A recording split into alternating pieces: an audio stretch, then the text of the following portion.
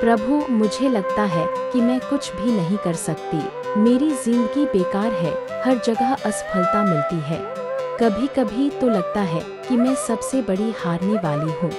लोग आगे बढ़ रहे हैं और मैं पीछे रह गई हूँ। मन में केवल नकारात्मक विचार हैं, सब कुछ अंधेरा है।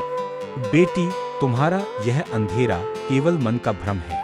याद रखो, मनुष्य का सबसे बड़ा मित्र भी उसका मन है और सबसे बड़ा शत्रु भी उसका मन। तुम्हें हार इसलिए लग रही है क्योंकि तुम स्वयं को हार मान चुकी हो।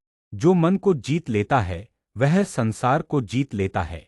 नकारात्मक विचार बादलों की तरह हैं, जो थोड़ी देर के लिए सूरज को ढक सकते हैं, लेकिन सूरज की रोशनी को कभी खत्म नहीं कर सकते। लेकिन प्रभु, मेरी मेहनत का कोई परिणाम नहीं दिख रहा। मैं कब तक संघर्ष करती रहूं? यही तो जीवन का रहस्य है बेटी। कर्म करते रहो, फल की चिंता मत करो। फल तुम्हारे हाथ में नहीं, लेकिन कर्म करना तुम्हारे हाथ में है। जब किसान बीज बोता है तो वह अगले ही दिन फल नहीं पाता। वह धैर्य रखता है, सिंचाई करता है, देखभाल करता है और फिर समय आने पर पेड़ फल देता है। तुम्हें भी अपने कर्मों पर विश्वास रखना होगा। आज का संघर्ष ही कल की सफलता की नींव है। तो प्रभु, क्या मैं वास्तव में बदल सकती हूँ? क्यों नहीं?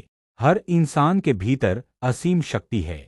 जिस तरह छोटे से दीपक से घोर अंधकार मिट सकता है, वैसे ही तुम्हारे भीतर का आत्मविश्वास सारे नकारात्मक विचारों को मिटा सकता है। याद रखो, असफलता कभी अंत नहीं होती, वह तो एक नया आरंभ है। हर सुबह नया अवसर लेकर आती है।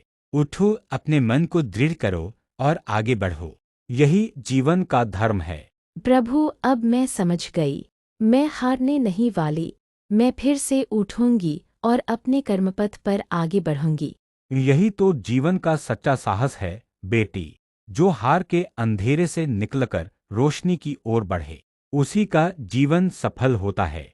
अगर आपको भी श्री कृष्ण के ये शब्द जीवन में थोड़ी रोशनी दे पाए हों, तो इस चैनल को जरूर सब्सक्राइब कीजिए, क्योंकि हो सकता है अगला संदेश किसी और की अंधेरी राह को उजाला कर दे।